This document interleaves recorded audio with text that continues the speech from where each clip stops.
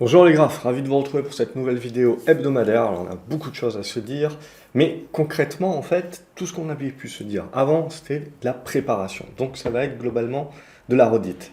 La première chose à prendre en compte, c'est justement les volumes un petit peu de la séance qui sont un petit peu en retrait, même si on a rajouté à peu près 1,5 milliard sur la clôture.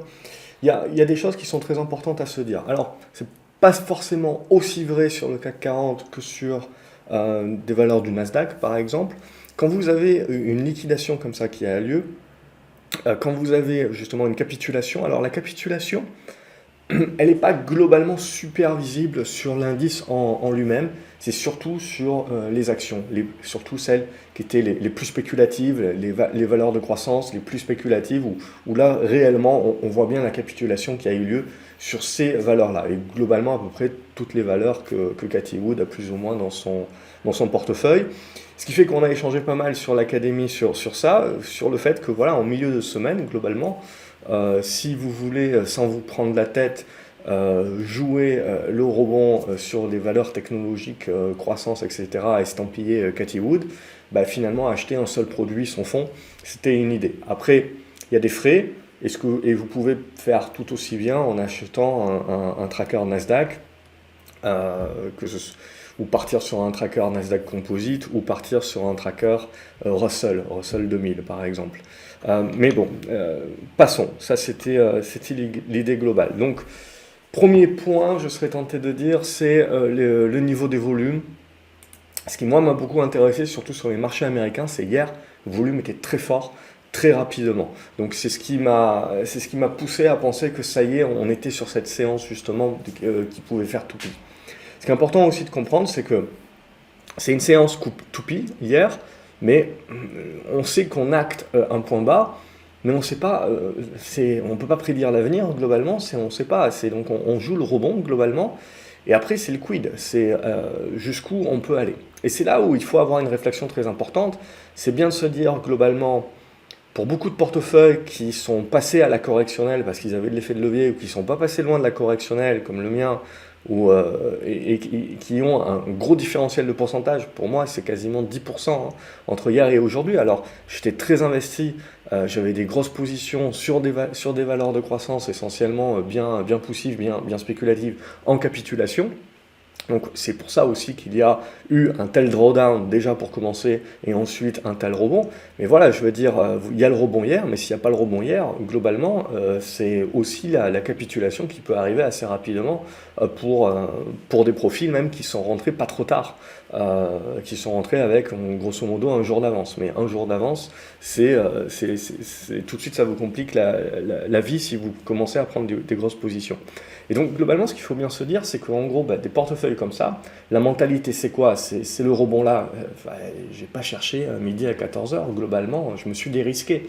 Alors j'ai gardé un certain nombre de positions, j'ai réduit mes tailles de position à des tailles qui sont plus adéquates à jouer un petit peu le surplus éventuellement, mais sinon j'ai globalement dérisqué le portefeuille pour justement un petit peu soulager la pression.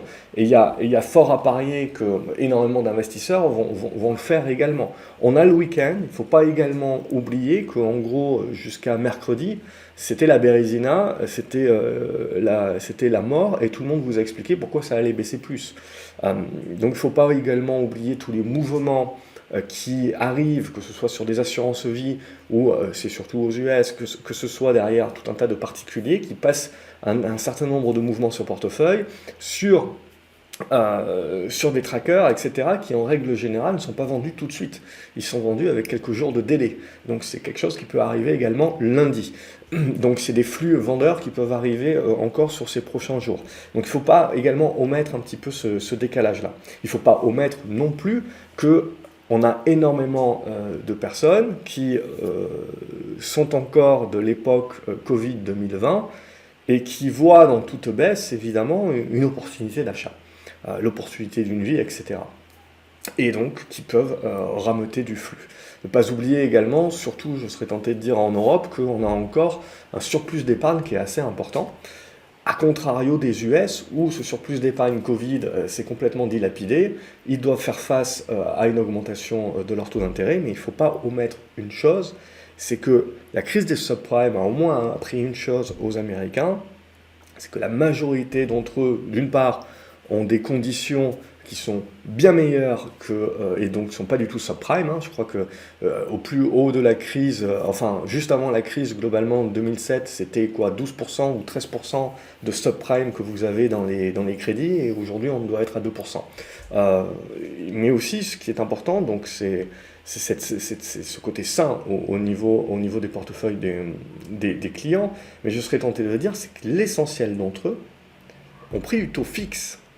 Donc c'est ça aussi qui est très important de comprendre, c'est que on ne réfléchit pas trop, nous, quand on est en France, parce que le taux fixe c'est normal globalement, mais dans le reste du monde, c'est essentiellement du taux variable que les gens y prennent. Donc c'est ça qui peut créer l'asphyxie, justement, quand vous avez la remontée des taux. Et la remontée des taux, elle ne s'est pas faite à moitié aux US, puisque vous avez un mortgage à 30 ans, je crois, il était aux alentours de 1,5, 1,75 il y a quelques mois encore, il est monté à plus de 5. Donc c'est pas rien. Donc si vous êtes en plus en taux variable, vous sentez bien que ça coince un petit peu. Mais là où justement, où il y a beaucoup de personnes du coup qui font un amalgame, c'est de bien regarder un petit peu, c'est ok, mais est-ce que la situation est vraiment comparable à la situation des subprimes? Totalement non.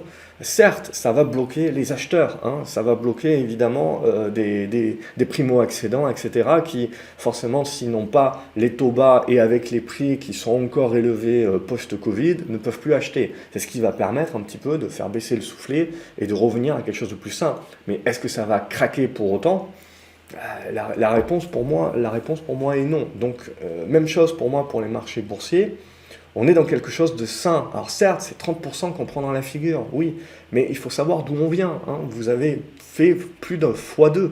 Donc globalement, on est aujourd'hui sur des retracements, essentiellement sur beaucoup de bons dossiers, etc. En fait, on retrace l'excès de 2021, et pour certains dossiers, on revient sur en gros mars 2020. Donc on a retracé globalement un petit peu tout le surplus Covid. Donc pour moi, on a surtout gommé les excès avant de parler de bear market. Pour moi, on n'est toujours pas dans un bear market. Alors certes, c'est baissier à court terme quand vous regardez des unités de temps journalières, c'est neutre quand on regarde un petit peu des unités de temps hebdomadaires, mais c'est toujours haussier quand on regarde des unités de temps mensuelles. Donc ce qu'il faut bien se dire, c'est qu'on est coincé dorénavant dans un marché pour moi qui va être toujours volatile, mais dans une sorte de zigzag, puisqu'en fait on est coincé dans une mentalité court terme qui est baissière, mais dans une mentalité long terme qui reste haussière. Donc on va zigzaguer jusqu'à décider, c'est-à-dire soit on arrive à recontaminer, c'est-à-dire les unités de temps plus long terme recontaminent les unités de temps court terme et on relance la tendance haussière, ou au contraire, on finit par casser, alors on fait pas mal de zigzags, mais en gros on use les acheteurs et on finit par casser par le bas, et donc on contamine là les unités de temps court terme, moyen terme, contamine l'unité de temps long terme. Mais ça ne se fera pas du jour au lendemain, parce que justement la hausse a été telle que d'une part, pour moi la baisse aujourd'hui, même de 30% qui peut paraître importante sur le Nasdaq, c'est ce que j'appellerais du prorata, qui ne remet pas en cause la tendance de fond de long terme. Et d'autre part, ce qu'il faut bien se dire, c'est qu'en gros, on a commencé à le voir, c'est que dans les stats aujourd'hui, inflation, le marché a certes réagi, oh mon Dieu, l'inflation est toujours là, mais ce qu'il a surtout réagi, on l'a vu, c'est, ok, l'inflation est là, mais on est en train de faire un plateau, un pic. Alors potentiellement, on peut encore un petit peu grappiller, mais ce qu'on sent bien en fait, c'est que l'inflation monte moins vite. Toujours de l'inflation, et il y en aura toujours, c'était ce que je vous avais expliqué. C'est-à-dire que même si l'inflation baisse, globalement, ce qu'il ne faut pas se dire, c'est qu'on a une baisse de prix. Non, on en avait parlé, il n'y aura pas de baisse de prix. C'est juste que la hausse des prix va se faire de plus en plus lente.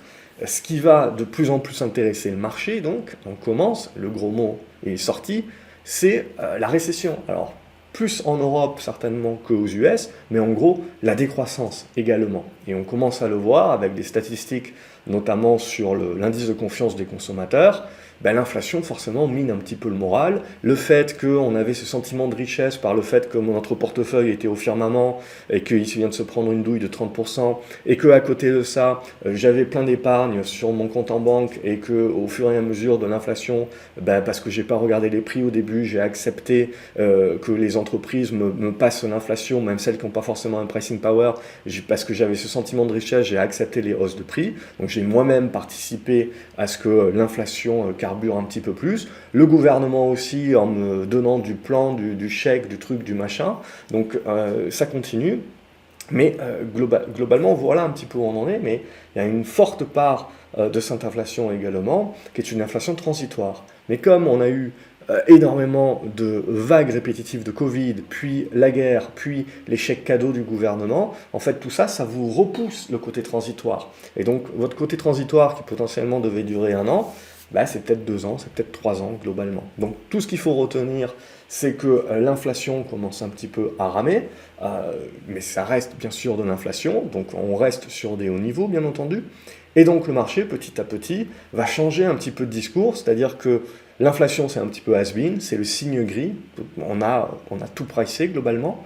Par contre, ce qu'on n'a pas encore pricé, c'est globalement un autre signe gris, parce qu'on le sait déjà, hein, c'est la récession. La stagflation, personnellement, j'y crois pas trop, surtout pas aux US, et si on y a droit, ça sera quelque chose, à mon avis, pour moi, qui durera juste peut-être quelques mois, quelques trimestres. Parce que c'est là toute la question, c'est-à-dire on peut sortir des gros mots, la récession, la décroissance, la stagflation, tout ce que vous voulez, bien entendu. Mais la vraie question, c'est, ok, mais combien? Est-ce qu'on peut réellement comparer avec les années 70? Non, je ne crois pas. La situation économique est totalement différente. Aujourd'hui, on a une économie qui est toujours solide. Est-ce que derrière la stagflation et cette récession, voilà, c'est des niveaux de crise de subprime ou c'est des niveaux de crise un petit peu de fin de bulle Internet? Après, toujours, la réponse est certainement ailleurs, c'est-à-dire que c'est toujours quand même, toujours un petit peu pareil, mais c'est toujours différent. Mais c'est ça, les éléments qui sont importants à se dire globalement, c'est bien de se dire, ok, il faut essayer de faire abstraction, de ne pas se faire totalement absorber par des gros mots, récession, stagflation. Il faut savoir de combien on parle, de quoi on anticipe.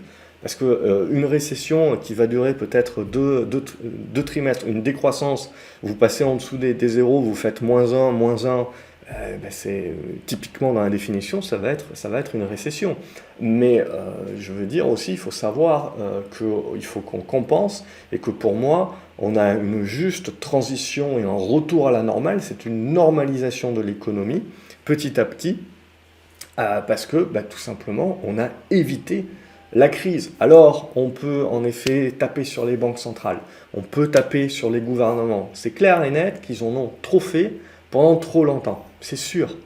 Mais s'ils n'avaient pas assez fait, ou trop tardivement, on ne serait pas là aujourd'hui pour les critiquer, on serait en dépression économique. Parce que trop tard, ça aurait été la cata, la totale dépression économique. Donc je pense que c'est aussi important de remettre l'église au centre du village sur ces niveaux-là. C'est toujours facile de trouver des boucs émissaires, bien entendu, et des mecs qui feraient le boulot de Lagarde ou de Powell mieux qu'eux, il y en a pléthore. Mais c'est pas une mission qui est facile. Donc globalement, ce qu'on a validé aussi, c'est qu'on va y avoir droit aux hausses de taux aux US, mais on le sait. Mais ce que le marché va commencer à pricer petit à petit, c'est de se dire, comme les banques centrales ont réagi très tardivement, même la BCE va potentiellement monter de 0,25 en juillet, ils ont commencé à en parler. Mais comme ils ont tardé, ils ne vont pas pouvoir avoir le temps d'aller au bout justement de leur projet sans qu'on commence à attaquer un petit peu et à sortir des stats justement de décroissance. Et donc là, ils seront dans un dilemme, c'est-à-dire s'ils continuent à augmenter les taux, ils prendront le risque de miner un petit peu plus cette décroissance, alors que c'est une décroissance aujourd'hui qui est saine et qui est, je dirais, voulue également, puisque, vous le savez, l'inflation porte en elle ses propres solutions, à condition que l'État arrête d'être interventionniste et de distribuer des chèques cadeaux à tout le monde. Donc voilà un petit peu l'idée qu'il faut se faire, et c'est qu'à un moment donné, quand vous allez avoir des statistiques mauvaises statistiques économiques qui vont ressortir, c'est-à-dire il y a un petit peu plus de chômage, il y a un petit peu moins, alors il y a toujours un surplus d'offres, etc., mais on va se retrouver avec des gens également qui ont rogné leur épargne, que leur portefeuille a baissé de 30%, donc ils n'ont plus le même niveau de richesse mentale, donc potentiellement ils vont revenir de retraite, ils vont arrêter de regarder le job de rêve s'ils n'arrivent pas à le trouver, et ils vont commencer à reprendre des jobs qu'ils peuvent prendre parce qu'il faut bien manger, il faut bien mettre à bouffer sur la table à la fin du mois.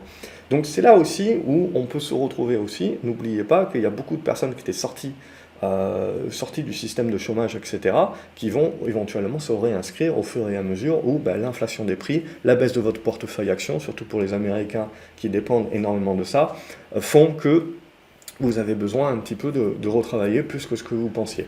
Donc voilà un petit peu pour ces éléments-là. Et donc c'est de bien comprendre que le marché est une bête qui anticipe, et que donc pour moi, même si on a eu du remue-ménage sur l'inflation, ce que le marché obligataire a validé, on va y revenir, c'est que globalement, petit à petit, je pense que ça ne sera pas du jour au lendemain, mais petit à petit, le discours va changer, c'est-à-dire qu'on va arrêter de se concentrer sur l'inflation et on va se concentrer sur la décroissance. Mais là, comme je vous ai dit, ce qui est vraiment important, c'est pas d'avoir « oh mon Dieu, la décroissance », c'est de combien on va parler et pendant combien de temps. Et pour moi, je partirai sur quelque chose qui va être quand même plus court que ce que l'on croit.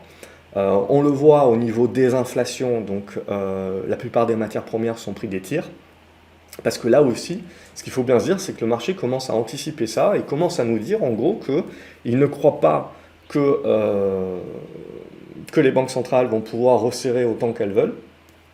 Et donc globalement, s'il n'y a pas autant de resserrement monétaire, etc., si on a une baisse de l'inflation et une décroissance, on va avoir une demande petit à petit qui va commencer à baisser et qui va s'auto-réguler. Je pars du principe qu'à long terme, au niveau des métaux, pour moi, c'est toujours haussier parce qu'il y a un déficit d'offres à très long terme qui est structurel. Donc il faut comprendre que vous avez des cycles à l'intérieur des cycles. Donc rien de nouveau. Si on s'attache maintenant au graphique du CAC 40 notamment, ce qui m'intéresse ici, c'est qu'on a tenu les 6080, 6100 points et on est en train d'engager donc le rebond notamment avec la cassure des 6002, c'est un bon niveau, et la validation de la cassure des 6280. Ce qui nous permet de revenir chercher le gap ici, donc on referme ce gap de la semaine dernière. Et donc, éventuellement, pour lundi, on ne sait pas, peut-être il y a un petit peu plus de marge pour aller chercher 6004. Mais globalement, je resterai un petit peu timoré parce que je dirais que dans cette zone 6100 à 6004, 6450 même, avec une médiane à 6002, en gros, à 6280, ça va être très neutre. C'est-à-dire qu'en gros, on a dumpé, on rebondit, et là, maintenant, c'est le quid. Si on veut prouver que les acheteurs sont vraiment très forts pour une raison X ou Y, il va falloir casser tout ça rapidement, aller chercher les 6006, faire le pullback, tenir les 6004 et relancer. Et là, c'est le scénario qui est très positif. Ce n'est pas celui que je vais privilégier pour le moment. Pour moi, je vais continuer de privilégier à ce stade-là le zigzag, parce que je pense que contrairement au soulagement qu'on avait eu en mars, je pense que ici le soulagement va être beaucoup plus réduit et on va beaucoup plus construire les choses. Et c'est de cette construction que naîtra justement la suite, de savoir si c'était un point bas intermédiaire ou si c'est un point bas qui nous permet de construire vraiment la figure qui va nous tenir peut-être encore quelques mois et on prendra une décision un petit peu plus tard. Mais à ce stade-là, pour moi, je resterai en mode trading et je resterai en mode prendre ce qu'il y a à prendre, en attendant d'avoir mieux, c'est-à-dire que ce que je veux, c'est que le marché me valide une résistance, consolide, me valide un support, et là commence à congestionner. Et là, pour moi, j'attends. Je casse par le haut, je reprends des positions haussières, je casse par le bas, soit je redeviens très cash, soit je prends des positions baissières si j'ai un peu plus le temps, mais globalement, c'est ça. Beaucoup de personnes me posent des questions pourquoi je n'ai pas trop pris de position baissière. Donc, d'une part, parce que j'ai cru que ça allait rebondir plus tôt, tout simplement. Ensuite, je me suis enfermé dans un certain nombre de positions acheteuses que j'ai préféré accumuler plutôt que de solder et de faire des va-et-vient, etc., qui sont terriblement usants. Et troisièmement, c'est tout simplement parce que quand j'ai un petit peu moins de temps, que je ne veux pas trop suivre, ou que je ne peux pas marquer à la culotte parce que c'est extrêmement volatile, et surtout le marché américain. Et là, comme je disais dans un article d'une chronique sur le site cette semaine, enfin, il n'y a pas la pause pipi, la pause pipi n'est pas optionnelle, quoi. Vous pouvez pas. Donc là, voilà, c'est ça aussi qui est important de bien prendre en compte. Et préférer, à titre personnel, préférer rester encore cash. Parce qu'aussi, intrinsèquement parlant, je continue de croire que les fondements sont toujours haussiers, qu'on est toujours dans une tendance haussière de long terme. C'est ça pour moi qui est important. Alors certes à court terme, voilà, c'est le zigzag, etc. On peut toujours aller plus bas. Je veux dire, pour moi cette tendance haussière de long terme demeure au-dessus des 5005, 5006 globalement. Donc je ne sais pas si on ira ou si on n'ira pas, je ne joue pas aux devinettes. Mais globalement, pour moi, c'est un marché de correction. Ce n'est pas un marché baissier. Bien entendu, en mode vue hélicoptère. C'est sûr que si vous êtes le guidon dans le nez, etc., bien entendu, c'est baissier. Donc, voilà un petit peu pour cette idée-là. Donc pour moi, je dirais, on continue de jouer le mode rebond au-dessus des 6280. Ce qui sera intéressant, c'est quand on consolidera ce rebond, de tenir cette zone-là, 6280, 6002. Ça c'est très intéressant. Si on repasse en dessous, on redevient un petit peu prudent. Tant qu'on va tenir, si on arrive à tenir, on redimensionne les positions pour essayer de jouer le breakout pour le catalyseur que le marché voudra jouer, qui potentiellement seront des mauvaises nouvelles parce que le marché actera que du coup, on ne va pas pouvoir resserrer autant que l'on veut, autant qui est prévu, et donc ça sera vu comme on maintient une politique accommodante. Pour moi, c'est toujours mon scénario, mais c'est un scénario qui peut mettre quelques mois à se mettre en place, et le marché peut le digérer au fur et à mesure. Donc, d'où l'idée de privilégier un petit peu plus les valeurs de croissance, des rebonds sur valeurs de croissance qui sont fait démonter, parce que la problématique maintenant, c'est plus une problématique d'inflation. Alors, ça va continuer, bien entendu, mais il faut se projeter sur le marché, qui a souvent 6-9 mois d'avance. C'est une problématique maintenant de décroissance.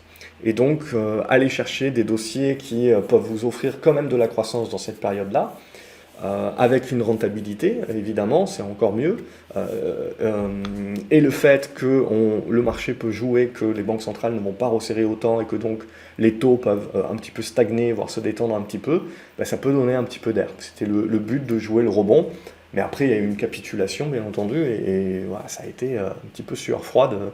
Hier, je veux dire, même si on est sur des gains, ça fait jamais plaisir de se prendre des sérieux drawdowns, mais en même temps, j'avais payé et j'étais bien spéculatif. Ce qu'on va regarder également, donc je vais passer directement sur le 10 ans, c'est l'obligataire. Donc vous voyez bien la réaction de l'obligataire, c'est ça qui est intéressant pour moi. Donc on avait encore des liquidations qui étaient en cours, il y a encore des ordres, vous savez, qui mettent longtemps à arriver sur le marché. Vous vendez des trackers sur assurance vie, vous le savez très bien, ça met 2-3 jours pour devenir actif, vous êtes un petit peu en mode aveugle. Donc c'est pour ça aussi, pour moi, que le marché, des fois, il a tendance à être un petit peu en mode réaction, mais un petit peu plus tardive, et il met parfois 24 heures à réfléchir un petit peu à ce qu'il fait. Et donc ça fait pas mal de mouvements, mais globalement, l'obligataire, pour moi, nous a donné un petit peu la notion, c'est que on a atteint un point bas. Il faut dire que c'est bien baissier, bien entendu, mais que vous êtes toujours là aussi sur une tendance haussière de long terme. Donc ici, globalement, c'est les obligations. Donc quand les prix augmentent, les taux baissent et vice-versa. Donc ce qui nous intéresse, bien entendu, c'est que c'est une tendance à court terme en journalier qui est toujours baissière. Donc il faut considérer ceci comme un simple rebond technique. Éventuellement, il a la main mise pour essayer d'aller chercher un petit peu plus haut, mais globalement, ça ne va pas se retourner du jour au lendemain. Donc on parle vraiment d'une détente de court terme à ce stade-là, qui acte que petit à petit, voilà, le marché est en train d'acter que l'inflation, c'est du plafond. Alors le plafond peut durer, bien entendu, mais en gros, on a une décroissance un petit peu dans la force, dans la hausse des prix. Et ce qui va nous intéresser de plus en plus, c'est de parler un petit peu plus récession, peur du consommateur, et donc marge des entreprises, et donc réellement faire ressortir les vraies entreprises qui ont du vrai pricing power et qui continueront à avoir la capacité de faire passer les hausses de prix. Ce que l'on voit également, c'est qu'on a énormément de matières premières qui baissent pas mal, donc ça aussi, ça va aider un petit peu dans les prochains mois. Il à faire souffler un petit peu les coûts à la production. Et donc ces entreprises-là également qui pourront éventuellement gagner. Ne pas omettre également, tout le monde parle de la hausse des taux qui va asphyxier tout le monde, mais pour moi c'est la même chose. Ne pas oublier que énormément d'entreprises et de particuliers sont à taux fixe, premièrement. Ne pas oublier aussi que énormément de particuliers et d'entreprises ont profité de la crise Covid pour se refinancer. Donc quand on dit la hausse de taux va asphyxier les États, les trucs, les machins, ok très bien, mais de combien on parle? Regardez, une entreprise peut être endettée, mais si la majorité de sa dette est à rembourser en 2025-2026, bah, j'ai pas de problème actuellement. C'est-à-dire que je vais commencer à me poser la question en 2023-2024, un petit peu, à me dire, oula, dans 2 ans, ils ont une grosse montagne de dettes à rembourser, ils vont devoir se refinancer. Si les taux sont passés de 1 à 5%, bah ouais, c'est moche, évidemment. Mais à aujourd'hui, voilà, regardez un petit peu vos entreprises, même les entreprises qui sont endettées, si elles n'ont pas besoin de se refinancer dans les 2 prochaines années, pour le moment, la remontée des taux, pour elles, bah, c'est un non-événement. Alors le marché, on peut toujours jouer à se faire peur, etc., bien entendu, mais il faut regarder concrètement de quoi on parle. C'est ça pour moi qui est important. Donc il y a remonter des taux, bien entendu, remonter des taux vives, mais ne pas oublier que la majorité des entreprises, si elles ont bien fait leur boulot, si le financier du coin a bien fait son boulot, il a quand même profité au max de toutes les aides et des taux bas pour se refinancer au maximum son entreprise et être un petit peu tranquille pour les années à venir. Donc là aussi, pour moi, c'est un élément très important.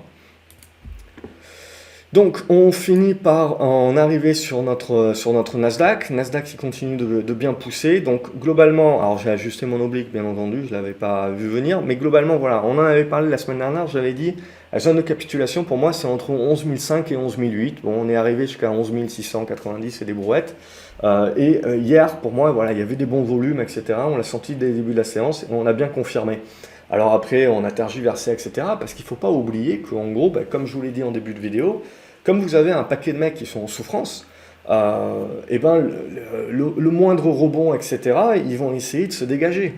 Alors peut-être pas de tout, du collatéral, justement de ce qui est en marge, pour essayer un petit peu de souffler, parce que s'ils n'ont pas pris une benne, ils ne sont pas passés loin.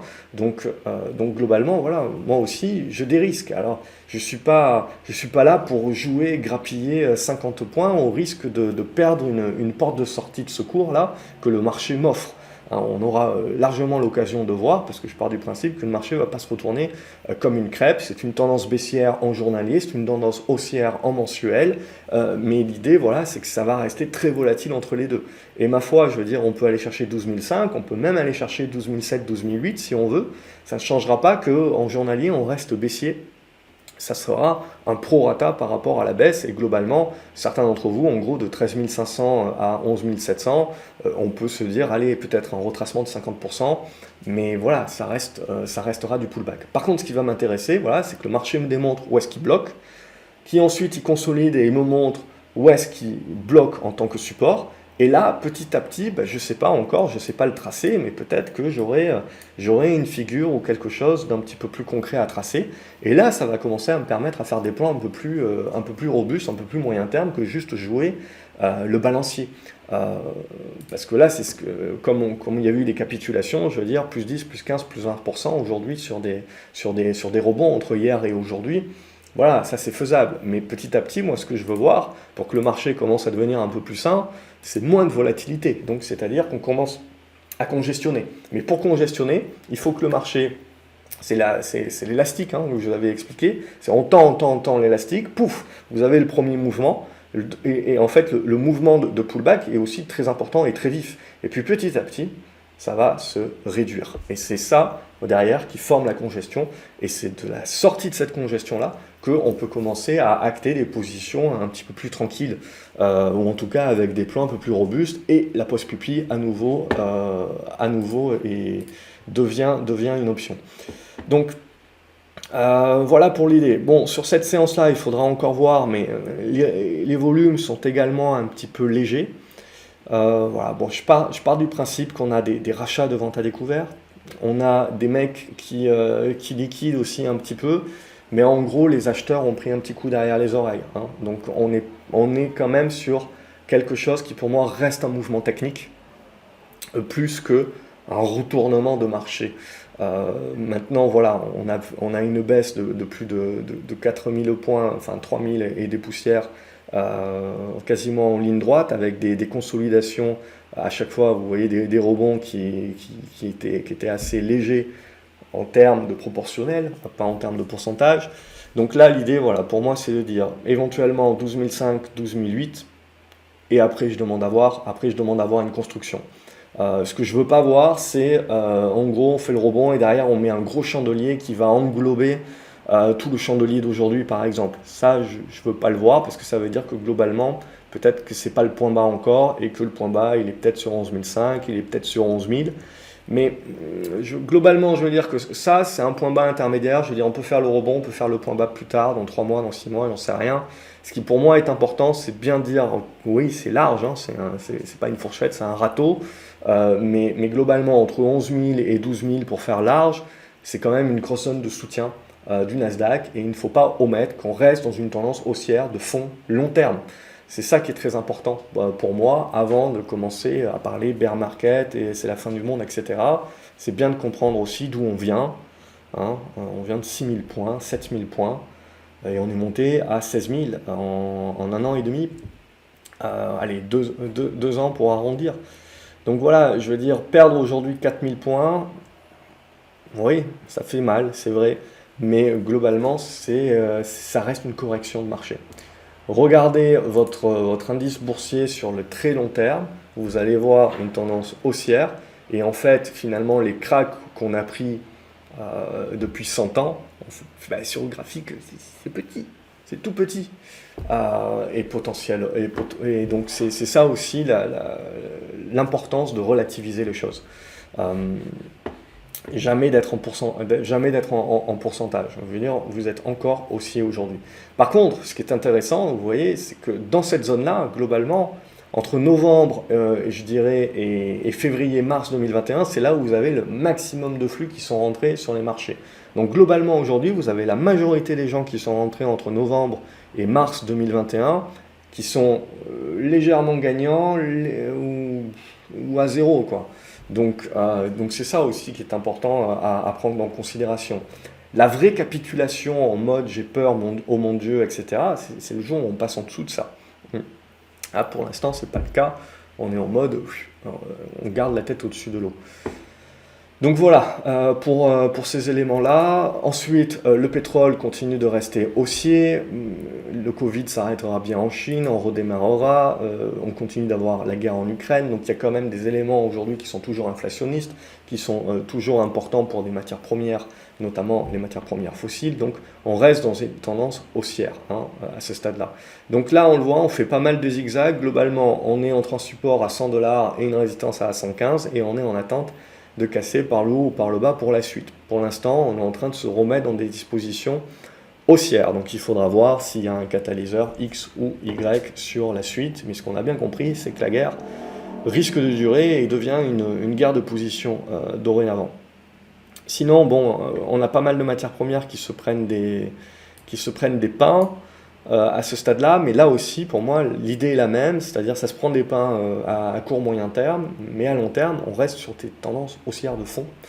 Donc voilà, bien comprendre un petit peu les intercycles pour éviter un petit peu la balade. Au niveau de l'euro-dollar, on est sur support, là aussi, alors il faut reculer, hop. Évidemment, on est sur les plus bas. Donc c'est un support horizontal. Donc si ça casse par le bas, je vous fais pas un dessin et je vous fais pas un dessin également sur le fait que on va commencer à parler un petit peu plus de la fragilité de l'euro. Et ça, c'est jamais très bon en Europe, qui plus est au moment où on a une guerre. Donc est-ce que c'était voulu par Poutine? Est-ce que c'est bien joué ou pas? J'en sais rien. Mais grosso modo, après, voilà, la guerre politique n'est jamais très loin. Et derrière, voilà, il y a une petite oblique ici qu'on peut éventuellement pousser, qui nous amène peu ou prou au niveau de la parité. Je pense que le jour où on arrive sur la parité, il y aura beaucoup d'encre. Et le jour où on passe en dessous de la parité, voilà, ça commence à devenir un petit peu léger. Bon, à ce stade-là, on est sur support horizontal. Donc pour moi, il y a au minimum un rebond technique au prorata qui peut s'effectuer, qui peut aller chercher jusqu'au 1,7, 1,8. Donc là, la question, c'est juste, voilà, si vous êtes en portefeuille Si vous êtes essentiellement investi en actions en dollars et que votre portefeuille n'est lui-même pas en dollars, mais que vous faites des variations, c'est quelque chose à prendre en compte, je veux dire, parce que là aussi vous pouvez avoir de la volatilité et ça peut vous impacter négativement votre perf éventuellement. Donc c'est à prendre en compte un petit peu. Jusqu'à présent, depuis une année, je veux dire, c'est tout bénef, hein. C'est très plaisant d'acheter des valeurs américaines, un petit peu moins ces dernières semaines, mais au moins, je dirais, l'euro-dollar permet d'absorber dans ces cas-là. Peut-être que dans les semaines à venir, il va falloir être un petit peu plus prudent pour laisser un petit peu de rebond, surtout que voilà, petit à petit, on devrait commencer à acter que la Banque Centrale Européenne va quand même essayer de protéger un petit peu son euro, parce que certes, c'est très bon pour les valeurs qui exportent, c'est très mauvais pour toutes les matières premières qu'on importe, et donc évidemment c'est d'autant plus inflationniste, et on n'est jamais très loin d'une crise sociale, surtout en France, donc politiquement également à un moment donné, il va falloir faire quelque chose pour siffler un petit peu la fin de la récré, donc ça on regardera. Et au niveau de l'or, on continue pour l'instant, hop, je vais repasser en journalier, on continue à broyer du noir, hein. Donc je pense que globalement, voilà, il faut valider un petit peu ces obliques-là. On reste en fait dans des tendances très long terme, donc un gros triangle très large, hein, 1800 de 2000 dollars hein, pour 2100. Devrait y avoir du rebond technique là aussi, mais voilà, on sent bien qu'on a cassé la dynamique. Donc on casse la dynamique aussi parce que pour moi, on intègre que la Fed va continuer de faire son resserrement monétaire. Ce qui m'intéressera, c'est de voir la réaction quand le marché commence un petit peu à jouer que ouais, on resserre, mais on va quand même pas resserrer aussi fort que l'on croit, aussi longtemps que l'on croit, et donc, grosso modo, on reste derrière la courbe d'inflation. Les taux réels redeviennent petit à petit positifs, mais bon, pour combien de temps? Donc peut-être l'or, je dirais, là, à court terme, c'est pas Jojo, le platine aussi, l'argent non plus, hein. Mais à long terme, je dirais encore, la physionomie reste encore bonne. Après, graphiquement parlant, on a quand même cassé un petit peu beaucoup la dynamique. Donc pour moi, mis à part du rebond technique, là aussi, je pense que ça mettra un petit peu de temps à se reconstruire. Ça aura besoin de faire du zigzag, de reconstruire avant de pouvoir se retourner. On va passer à quelques actions. Aujourd'hui, on va regarder directement les screeners maison de GraphCO. J'ai souvent des questions là-dessus. C'est des screeners que j'ai codés moi-même, donc avec leurs avantages, leurs défauts, etc. Ça fait des années. Globalement, il y a beaucoup de personnes qui me demandent quand est-ce que je publie une mise à jour. Ils sont fonctionnels hein, depuis des années, c'est pour ça que je ne les ai pas touchés. Maintenant, voilà, il y a quelques petits trucs, des définitions, des trucs, des machins, bien entendu, à améliorer, et ça fera partie de la prochaine mise à jour. Dans la prochaine mise à jour, il y a aussi des screeners que je veux rajouter qui sont plus adaptés justement à trader ces marchés, qui sont entre deux, c'est-à-dire un petit peu avec un plafond de verre en mode court terme, mais une tendance de fond haussière à long terme. Et donc on trade entre deux. Donc voilà, il y a quelque chose qui sont à coder, c'est une question de temps, mais en gros, tous ceux qui l'ont déjà, vous recevrez un email pour pouvoir télécharger la mise à jour. J'arrête pas de promettre quand est-ce qu'elle sortira, donc je vous donne pas de date, mais globalement, j'ose espérer que cet été, justement, quand les marchés seront peut-être un petit peu plus calmes et construiront une congestion, j'aurai un peu plus de temps pour mettre tout ce que j'ai sur papier actuellement et mettre ça dans l'adaptabilité des nouveaux screeners, de manière à ce qu'ils soient compatibles également avec la V12 que Pro Realtime sortira à un moment donné.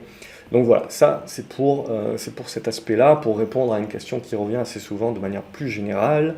Et sinon, pour ceux qui posent la question, globalement pour l'instant, je propose plus les screeners en mode individuel, parce que je pars du principe que voilà, il faut quand même un petit peu savoir de quoi on parle, et au-delà d'avoir un truc qui crache des actions, comprendre un petit peu pourquoi il les crache, et ensuite qu'est-ce que ça veut dire pour vous dans votre profil, etc. Donc c'est-à-dire avoir l'accompagnement de la formation avec. Donc aujourd'hui, vous pouvez les obtenir uniquement avec la formation complète de la stratégie du moindre risque. Et si vous êtes intéressé, vous avez un lien dans la description ou directement en allant sur le site graphcobourse.fr. Voilà, c'était les 30 secondes de pub, mais qui n'en sont pas, parce qu'on me pose beaucoup la question et que ça me permet de gagner du temps, de ne pas répondre à tous les emails et de faire une réponse globale ici. Donc c'est dit. Donc au niveau GraphCO opportunité, donc c'est essentiellement des valeurs en rebond mais en rebond un petit peu plus. Donc on voit ici par exemple rallye. Alors il y a eu une annonce globalement, donc il n'y a pas que rallye, il y a Casino aussi qui est bien parti, mais ça faisait quelques jours, des leads initiés n'existent pas, mais ça fait quelques jours que, de toute façon qu'on avait une bonne amélioration et qu'on l'avait partagé notamment sur l'académie. Donc il y a une bonne congestion et ça casse. Et oui, je profite également, il y a eu souvent la question, si vous êtes inscrit à l'académie, vous recevez tout. La formation, les screeners, les indicateurs ils sont ici. Vous recevez tout, c'est une espèce de tout en un, en plus de l'accompagnement, de la communauté, etc. Voilà. C'est dit, et on passe à la suite. Peugeot Invest, c'est un petit peu la même chose, globalement. On a pour moi un petit peu les congestions qui commencent à se mettre en place. Donc il faudra voir si on arrive à casser. Et après cette zone-là, ça sera intéressant de jouer. Si on arrive dans cette zone-là, de voir un petit peu, soit on recasse par le haut et on est reparti pour un tour, soit vous recassez par le bas.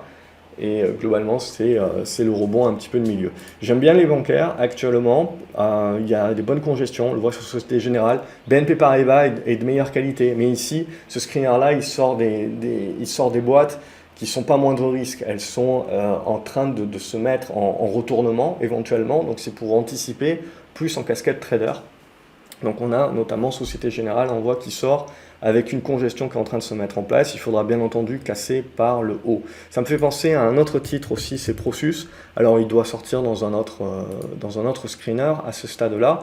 Il doit être en rebond technique à ce stade-là. Vous voyez, il est en orange ici.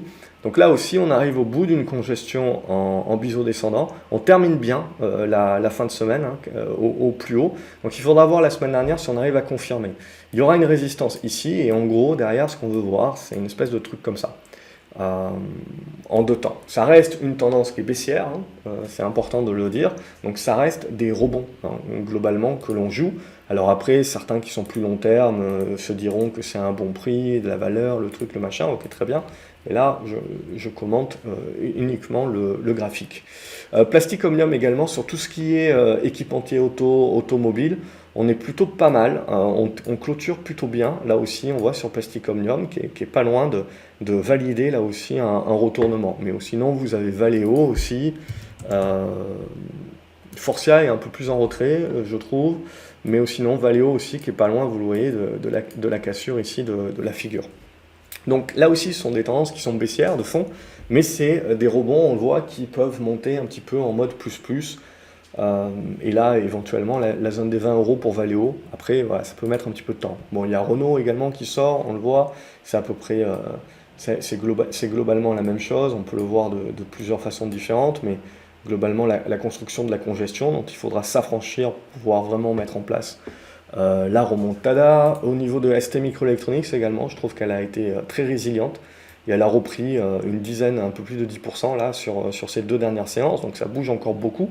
Mais après, voilà, à long terme, on reste quand même très rapidement très coincé. Donc vous voyez, vous avez beaucoup de volatilité, mais pour moi, c'est de la volatilité encore où on est en mode prendre ce qu'il y a à prendre. Alors il y a des très bons volumes, mais derrière, ce qui va m'intéresser, c'est de construire. Et donc notamment de conserver un petit peu cette zone de gap là, hop, si j'arrive à tracer droit, c'est pas encore l'heure de l'apéro, dans cette zone des 36 € pour pouvoir ensuite casser cette zone des 40 €. Donc vous voyez, ce qui est très important de comprendre, c'est que au-delà de « oh mon Dieu, on s'est pris une baffe » et « oh mon Dieu, on a fait un gros rebond » et « oh mon Dieu, on s'est pris une deuxième baffe », et c'est bien de se dire, en fait, le marché, il est en train de vous donner le plan, il est en train de vous donner le cadrage, justement, de ce qu'il faudra valider pour votre tendance plus long terme. Et donc, soit on en sort par le haut et on relance tout, soit on en casse par le bas, et là, des questions beaucoup plus long terme commencent à se poser sur la tendance en cours. Voilà, bon, je ne vais pas toutes les faire, bien entendu, je passe un petit peu rapidement. Bon, vous avez du chargeur et compagnie, là aussi on voit c'est du rebond au prorata à ce stade-là. Globalement, il y aura certainement un petit blocage à cette zone ici, et après, ce qui va nous intéresser, voilà, hop, c'est de voir un petit peu la suite avec une médiane, voilà, hop, qui est en train de se remettre ici sur cette zone 17-17,50 qu'il faudra tenir. Donc c'est là tout l'intérêt, c'est pas juste de faire un gros rebond. Ce qui moi m'intéresse pour ensuite valider que c'est pas juste un rebond dans une tendance qui reste baissière, mais qu'on a vraiment une construction qui peut se transformer en retournement, c'est ensuite de faire la consolidation de ce rebond tenir les supports. Et là, on commence à baisser la congestion, on commence à baisser la volatilité, c'est donc une congestion, et c'est là qu'on commence à un petit peu avoir un peu plus de temps pour nous-mêmes, mais également pour faire des plans un petit peu plus moyen terme. Voilà, bon, il y a BNP également qui sort, je vous ai dit tout à l'heure qu'elle était très propre, il y a Soitec également qui sort ici, il faudra casser par le haut, elle est aussi très propre, hein, on le voit dans cette congestion en triangle symétrique, hein, donc c'est plutôt pas mal, mais encore faut-il sortir par le haut bien entendu, et si ça sort par le bas, je ne vous fais pas un dessin. Donc à casser par le haut, mais après très rapidement, je veux dire, même si on casse par le haut, il faudra éviter, je serais tenté de dire, de passer en mode FOMO et de passer en mode ouh là là, c'est bon, c'est reparti comme un canon, etc. Il faut y aller parce que vous avez cette grosse résistance à 190 encore hein, dans cette zone-là. Donc pour moi, c'est toujours un titre qu'on joue en mode court terme, dans le sens où on joue cette figure de congestion, la cassure par le haut nous amène sur 180, 190, mais j'ai pas envie aujourd'hui de jouer, oui c'est la reprise, il faudra le confirmer, ça prendra peut-être du temps.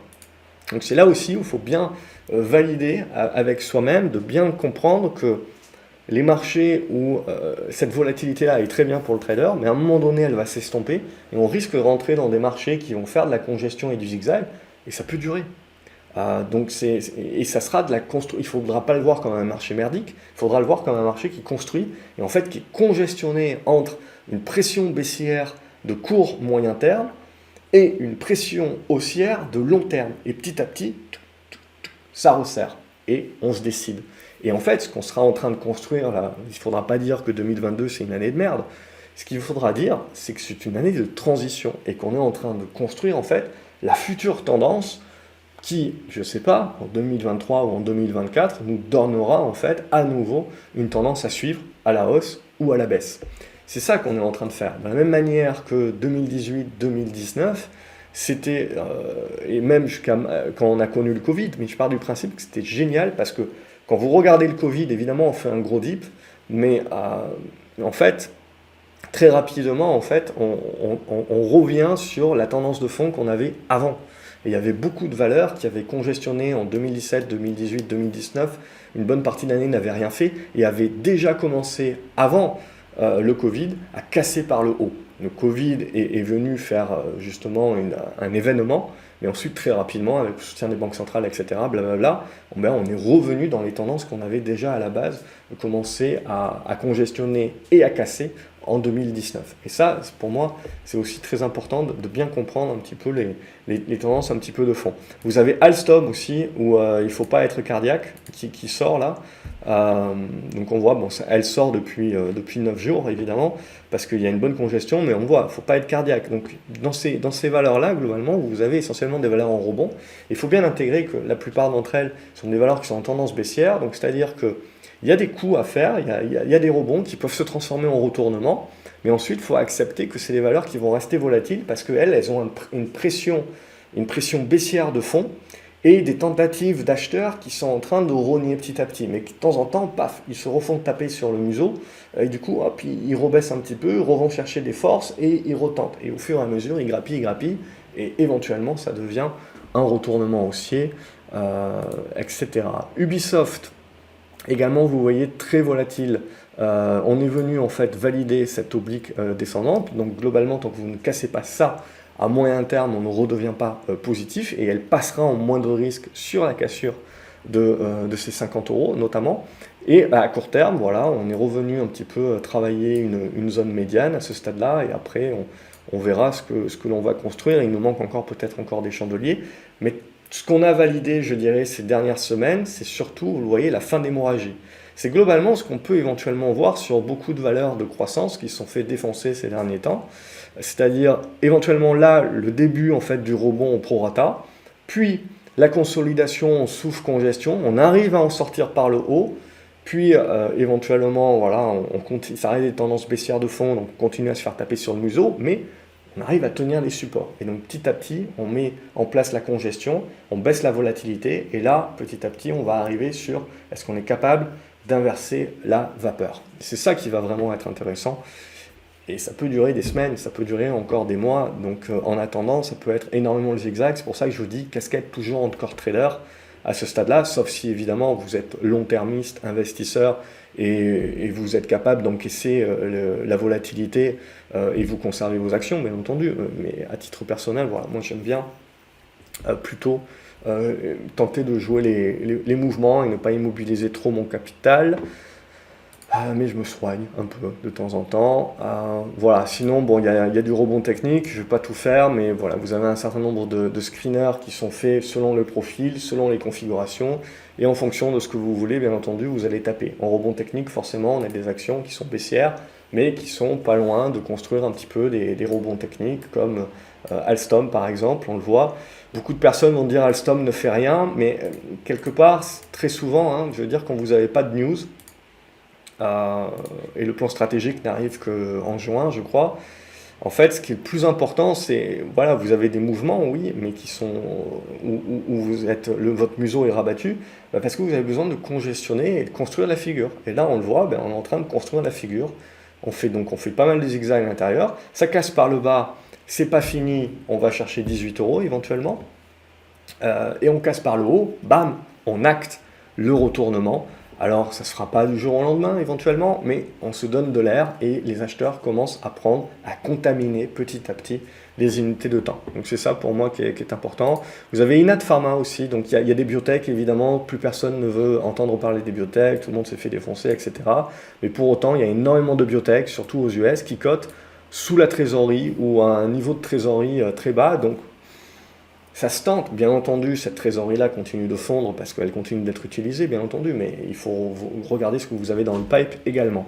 Donc Inat Pharma est en train de reconstruire quelque chose d'intéressant. Alors passera pas, il faudra voir. Après, il y a des niveaux de résistance assez importants hein, sur ces niveaux-là, avant que ça redevienne moins de risque, qu'on retourne la tendance à la hausse, etc. Mais c'est des titres, vous le voyez, qui peuvent être très spéculatifs sur une nouvelle. En plus, c'est coté aux US aussi, et on sait que les flux peuvent revenir. Donc ça se regarde globalement, on n'est pas loin d'une tentative de sortie. Après il faudra voir la suite. Vous avez Ruby également qui est un petit peu la mal-aimée, mais qui commence à sortir un petit peu la tête de l'eau. Alors il faut encore confirmer. Moi j'aimerais bien qu'on arrive à sortir même au-dessus des 27 € et petit à petit voilà, on commencerait à se mettre dans une tentative de retournement. Et peut-être de moins de risques, mais là ça prendra encore un petit peu de temps. Mais vous le voyez, voilà, c'est un petit peu lent. Orpea, je me suis fait sortir ce matin, mais j'ai voulu me protéger. Donc je me suis fait sortir par un petit peu la boucle de volatilité. C'est pas grave, tant pis, ça fait partie du jeu, pour une fois que j'ai voulu me protéger. Donc là aussi, globalement, c'est toujours une tendance baissière. On acte peut-être que le pire est derrière. On est dans une congestion, vous le voyez, dans ce biseau descendant. Il faudra s'en affranchir par le haut pour commencer à acter un retournement. Là aussi, la problématique, c'est la confiance, la problématique, c'est les fonds. Ça va être très dur, vous avez besoin de flux, et globalement, il va falloir en gros que l'entreprise change, se fasse oublier un petit peu, que l'enquête aille au bout, que l'on sache un petit peu combien on va devoir aux victimes, etc. Donc, c'est une route qui est très longue, évidemment, donc c'est pas moindre risque, bien entendu, mais c'est un titre qui est suffisamment volatile pour jouer des mouvements. Et là, éventuellement, si ça arrive à sortir par le haut, on aura une volonté de retournement un petit peu plus puissante. Prosus qui sort également ici. Bref, c'est en mode rebond technique ici, hein. Il y a même du Avenir Télécom qui sort, qui est vraiment plus spéculatif. Il y a des OCA, donc voilà, il faut également savoir un petit peu et faire le tri un petit peu soi-même globalement. Mais voilà. Et ensuite, en plus moindre risque, bon, vous avez un BIC, je trouve, qui est très propre, qui a une bonne protection contre l'inflation et qui, vous le voyez, avant d'arriver en moindre risque, est ressorti de ces screeners-là dans du rebond technique où il faut accepter un petit peu que ça zigzague. Et puis là, paf, on break, on passe en bleu. Donc on rentre dans l'opportunité, dans le retournement, on acte le retournement. Et là, ça allait très vite. Alors des fois, ça va vite, des fois, ça va moins vite. C'est en fonction également de la congestion. Et ça, c'est ce que je vous apprends également dans la formation, à pouvoir opérer ça. Et là, voilà, on continue. Donc éventuellement, il y a encore un petit peu de potentiel jusqu'aux 60 € éventuellement.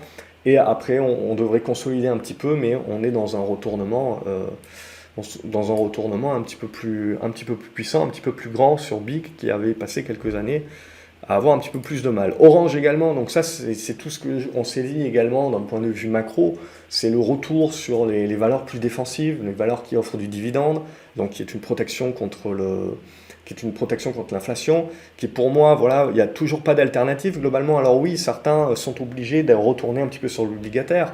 L'obligataire US vous paye 3%, mais vous avez une inflation à 8%, donc vous êtes toujours négatif. Alors peut-être que l'année prochaine, vous vous dites, bon, l'inflation va baisser à 3 ou à 4, donc je suis globalement à 0. Mais aujourd'hui, vous achetez du orange, vous êtes sur ou vous achetez des valeurs énergétiques, ou etc., vous êtes sur des dividendes à 6 ou 7%, donc qui vous couvrent déjà votre inflation, et en plus, vous avez une tendance haussière, donc vous avez une appréciation du capital. Donc là, Orange peut-être est en train d'arriver un petit peu dans le dur, hein, donc au niveau des résistances, va peut-être consolider, mais globalement, ça reste une tendance qui est haussière, hein, je veux dire, tant que vous allez tenir cette zone des 11 euros, 11,20 €. Et vous avez les dividendes, donc il y a beaucoup de dividendes qui vont tomber là, au fur et à mesure, et qui sont des dividendes importants et qui vont beaucoup aider beaucoup de fonds, etc., qui aujourd'hui sont peut-être à du moins 10. Et comme beaucoup sont repassés value, sont repassés sur des valeurs justement plus défensives, ils sont peut-être, voilà, déjà ils font mieux que le marché globalement, et après le dividende va les mettre positifs sur l'année. Donc ça fait partie également du jeu. Et Total également, donc, qui aide bien le CAC 40, qui continue de bien aider le CAC 40, et 44 € qui ont bien servi de support. On fait une bonne poussée, la conso, la relance. Après, voilà, ce qui va être intéressant maintenant, c'est de voir comment on va naviguer dans cette zone-là, et de voir petit à petit comment on construit, mais on a un bon support aux alentours des 48 € pour ça. Voilà un petit peu pour cette liste-là, et après, bon, dans la liste où on a un petit peu plus l'habitude de regarder, j'ai plus, il y a du Alstom, il y a du Worldline éventuellement qui ressemble un petit peu comme Atos, hein, donc c'est des congestions actuellement pour lancer un petit peu les retournements. Et ça reste des tendances baissières, donc c'est-à-dire qu'en gros derrière il faut casser les 40 €, j'arrondis, et ensuite les 43 €, et là éventuellement vous avez un rebond, mais ça peut prendre un petit peu de temps. J'aime bien Unibail également qui résiste plutôt bien. Alors c'est lent, hein, c'est des tendances un petit peu de fond de portefeuille, mais il y a une bonne congestion, donc si on arrive à breaker par le haut, ça devrait s'accélérer là. Alors il n'y a pas de dividende sur Unibail, je pense qu'il reviendra.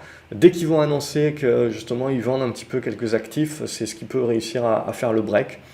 En attendant, voilà, vous ne faites pas des 100 et des 1000 globalement, mais je trouve qu'il y a une bonne résilience et que le plan est clair, hein, donc vous avez un bon cadrage, donc c'est plutôt clair comme plan de trading. Sinon, on a une consolidation, on voit qu'on parle plus trop de la guerre, ça devient une guerre de position, on oublie, etc.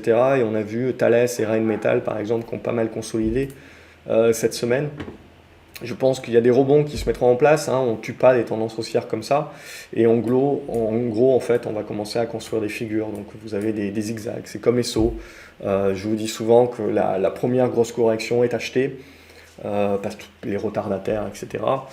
Donc voilà, vous savez ce niveau-là. Galapagos, je trouve que c'est bien comporté. Alors j'étais sur autre chose, j'ai pas pu avoir une bonne visu globalement, mais je trouve que en gros, on a bien validé cette zone des 53 € là pour un support, et pour continuer de construire. Ça prend du temps là aussi, bien entendu, mais pour continuer de construire un petit peu quelque chose d'intéressant, dont il faudra s'affranchir des 60 € à nouveau pour passer. Harmony Gold, ça se fait défoncer, hein. Donc on voit, alors il y a un rebond au prorata un petit peu aujourd'hui, bien que le chemin est encore long, mais on voit un petit peu, on fait jamais rien à moitié. Donc on a vu un petit peu le fait de jouer l'inflation et tout de suite le resserrement monétaire, bam, qui fait très peur. Et il va falloir du temps, je veux dire, il va falloir du temps pour reconstruire ces trucs-là, hein. Vous faites du rebond, mais derrière, ça aura du mal, je pense, à se retourner du jour au lendemain. Donc en mode rebond technique à ce stade-là. On a des bons rebonds sur les valeurs de croissance luxe également, ce qui aide bien le CAC 40, bien entendu. Mais vous le voyez là aussi, les figures de plus long terme sont quand même majeures, en biseau descendant, très larges. Donc pour moi, je veux dire, tant qu'on ne cassera pas par le haut ou par le bas, pour avoir une capitulation, globalement, c'est des zigzags qui sont en mode trading. Donc là, je ne sais pas jusqu'où on peut aller, mais on peut penser les 1100 éventuellement, puis après il faudra voir comment on construit. Mais voilà, on est en train de délimiter. Donc C'est ça pour moi qui est important, c'est qu'on continue de cadrer, et petit à petit, ce qui était des hypothèses de travail, ces biseaux-là que je vous avais proposés en tant qu'hypothèse de travail, ben, commencent à être bien validés par le marché, donc du coup sont vus par encore plus de monde, et c'est ce qui les rendra évidemment, quand ils seront cassés, plus fonctionnels. Au niveau d'Alibaba, finalement, Joël, merci à Joël qui m'a dit les résultats, c'est toujours très difficile à trouver les résultats de Alibaba, donc les résultats sont le 26 mai apparemment. Donc en attendant, ça reste une tendance qui est baissière, mais là aussi, on est en train d'acter un petit peu le fond de la marmite, et on est en train de tenter un petit peu de remonter la pente. Ce qu'il faudra, en gros, c'est faire des trucs comme ça ça serait très positif, mais on peut aussi faire ça en mode un peu plus timoré et y aller plus doucement. En termes, je baisse un petit peu la volatilité parce que j'ai perdu des flux quand même dans la bataille. Ne pas omettre, ce que je vous dis souvent, c'est que les acheteurs s'usent.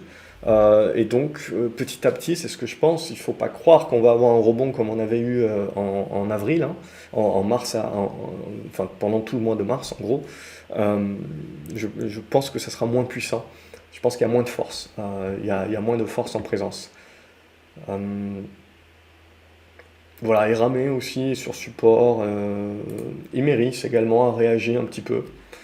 Mais ça reste, vous voyez, des rebonds qu'il va falloir construire. Je crois pas aux trucs comme ça.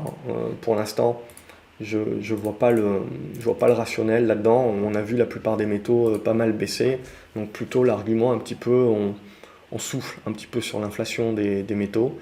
Mais après, bon, la Chine peut réouvrir, donc ça peut permettre un rebond un petit peu plus, mais je pense pas qu'on retournera à la dynamique, parce que bon, on sait que la Chine, à un moment donné, va réouvrir. Donc voilà, globalement, je pense que j'ai pas plus de choses à dire. Vous avez Sartorius également, donc les dossiers qui étaient bien aimés, qui maintenant se font défoncer parce qu'ils sont un peu plus croissants et que c'était un peu cher. Mais c'est la même idée, si je nettoie un petit peu mon graphique, hop, petit à petit, dans le zigzag, on fait ressortir le biseau descendant. Donc on a les rebonds pro rata, et puis ce qui sera très intéressant, vous le voyez, dans quelques semaines, pour l'été. On aura un peu plus d'indications pour savoir, tiens, est-ce qu'on se tentera une sortie par le haut, ou est-ce qu'on se remet dangereusement à flirter avec le bas, et donc à se dire que le point bas n'était pas encore là, et qu'on va aller le chercher avec une troisième salve, du coup. Mais à ce stade-là, voilà, je resterai sur des biseaux. Pour moi, il y a des bons rebonds à court terme, et donc en gros une certaine neutralité qui arrive à moyen terme, et qui va demander en fait de la congestion et une baisse de la volatilité, ce qui va nous permettre d'un petit peu souffler et de prendre le recul nécessaire sur tous ces graphiques pour essayer d'avoir une vue un petit peu plus à 3 mois, qui nous amènera sur l'été très certainement pour la suite des opérations. Voilà pour cette vidéo. J'ai voulu être le plus complet possible, quand même regarder un certain nombre d'actions, etc. Voilà, n'hésitez pas également à venir lire les chroniques. Alors j'ai commencé à en publier certaines en vidéo. Honnêtement, je pense pas que j'aurai le temps de publier de manière quotidienne. Il y a cette semaine, j'ai fait l'effort malgré la bougeotte des marchés. Peut-être quand ça bougera un petit peu moins, très bien, mais voilà, mon boulot premier, c'est d'observer quand même ce que font les marchés. Donc voilà, ne pensez pas que je vais publier toutes les chroniques. Donc j'essaierai en fait, quand je fais une chronique où je pense que je dis des choses qui sont vraiment importantes, parce que je prépare jamais rien, globalement, je me mets devant la feuille et puis c'est mon sentiment en l'état. Donc je sais jamais en gros ce que je vais écrire vraiment à l'avance. J'ai une idée globale, et puis après soit ça finit il n'y a pas grand chose, soit ça finit en quelque chose de pas trop mal, et à ce moment là je me dis tiens, je publierai peut-être en vidéo à ce moment là. Donc j'essaierai, voilà, de faire un peu plus de vidéos, mais c'est vrai que c'est toujours du temps. Globalement, faire la vidéo en soi c'est ok, mais après c'est la production, le truc, le machin. Alors peut-être que je m'y prends comme un gland, mais ça me prend toujours un petit peu de temps. Et je fais pas de post-production, je fais pas les zooms, les trucs, les machins là, je sais pas le faire. Donc de toute façon, je gagne du temps un petit peu là-dessus. Mais c'est tout, sinon ça prend toujours du temps. La même chose que cette vidéo, si vous voulez, c'est 1 heure pour la faire. Bon, je fais pas de préparation globalement. Ma préparation, c'est tout ce que j'ai vécu cette semaine. Mais derrière, c'est 1 heure pour la produire, et ensuite il faut, je sais pas, une dizaine ou une quinzaine de minutes pour la charger sur YouTube. Mais voilà, donc ça prend Bon, c'est du temps où je fais autre chose, bien sûr, pendant ce temps-là. Et c'est sur un second PC, donc que je me fais pas ramer le premier. Mais voilà, ça fait partie de ces aspects-là. Aussi à prendre en considération. Donc j'ai vu pas mal de commentaires qui étaient enthousiastes, c'est super, merci de votre retour, mais voilà, je veux pas non plus vous décevoir dans le sens où voilà, je vous promets rien. Je ferai un petit peu comme j'ai toujours fait ces dernières années, c'est comme je peux. Mais voilà, toujours dans cet esprit voilà, d'être passionné par ça et d'être motivé par le partage et donc par vos retours. Voilà, n'hésitez pas donc du coup à partager la vidéo, à la liker, à faire tourner un petit peu ça. C'est ce qui motive également à faire plus parce que je vois que ça peut éventuellement aider certaines personnes à avoir une vue d'ensemble. Et dans ces périodes-là, bien entendu, on en a besoin. Abonnez-vous à la chaîne, comme ça vous ne loupez pas éventuellement ce que je reçois. Vous cliquez sur la clochette et vous recevez une notification apparemment. Et donc du coup, ça vous permet de ne pas louper ce que je peux publier. Et puis sinon, le site gravecobourse.fr, vous avez un lien dans la description. Vous allez visiter également, vous abonner à la newsletter, j'envoie des emails, etc. Et comme ça aussi, ça peut vous permettre de ne pas louper le reste. En attendant, je vous souhaite un excellent week-end. Je vous dis à lundi pour de nouvelles aventures boursières. Salut les graphes.